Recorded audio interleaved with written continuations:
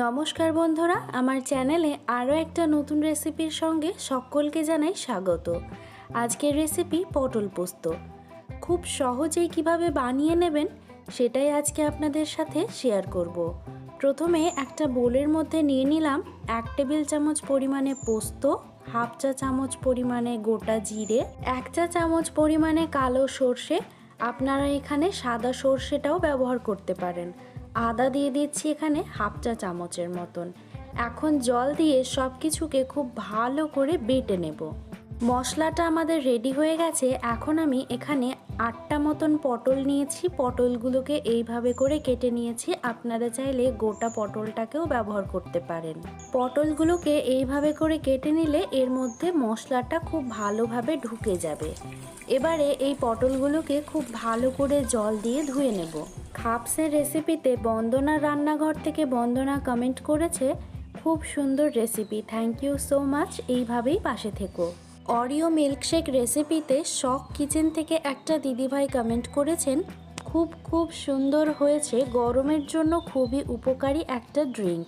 Thank you so much দিদিভাই, এইভাবেই পাশে থাকবেন। পটলগুলো খুব ভালো করে ধুয়ে নিয়ে এখন আমি জলটাকে ঝরিয়ে নেব। তারপর কড়াইয়ের মধ্যে দিয়ে দেব 3 টেবিল চামচের মতন সর্ষের তেল। আর এই রান্নাটাকে চেষ্টা করবেন সর্ষের তেলেই করার জন্য। এখন তেলটাকে খুব ভালো করে ধোয়া ওঠা পর্যন্ত গরম করে নেব। ইউনিক কিচেন থেকে একটা দিদিভাই কমেন্ট করেছেন, খুব সুন্দর হয়েছে, থ্যাংক ইউ সো মাচ দিদিভাই, এইভাবেই পাশে থাকবেন।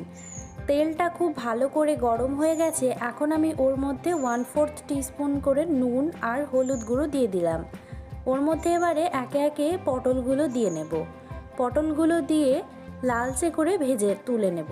ইউনিক কিচেন থেকে দিদিভাই হেমকোনা পায়েসে কমেন্ট করেছেন, দারুণ হয়েছে হেমকোনা পায়েস, 16 লাইক দিয়ে দেখলাম, খুব ভালো লাগলো। থ্যাংক ইউ সো মাচ দিদিভাই, এইভাবেই পাশে থাকবেন।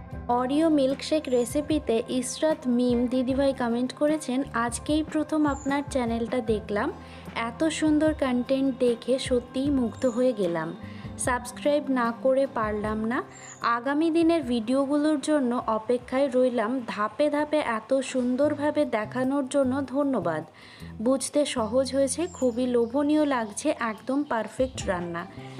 Thank you so much. আর সব থেকে আগে আমি জানাবো আপনাকে অনেক অনেক ভালোবাসা, কারণ এতটা সময় ধরে এত সুন্দর একটা কমেন্ট করেছেন। থ্যাংক ইউ সো মাচ দিদিভাই। তো এবারে তেলের মধ্যে আমি ফোড়নের জন্য দিয়ে দিলাম 1/4 টিস্পুনের মতন কালো জিরে আর 3টে থেকে 4টে মতন চেরা কাঁচা লঙ্কা, বেটে রাখা মশলাটাও দিয়ে দিলাম, সামান্য একটু বাটি ধোয়া জলটা দিয়ে দিলাম। এখন এর মধ্যে দিয়ে দেব 1/4 টিস্পুন করে হলুদ গুঁড়ো আর নুন দিয়ে মশলাটাকে তেল ছাড়া পর্যন্ত কষিয়ে নেব।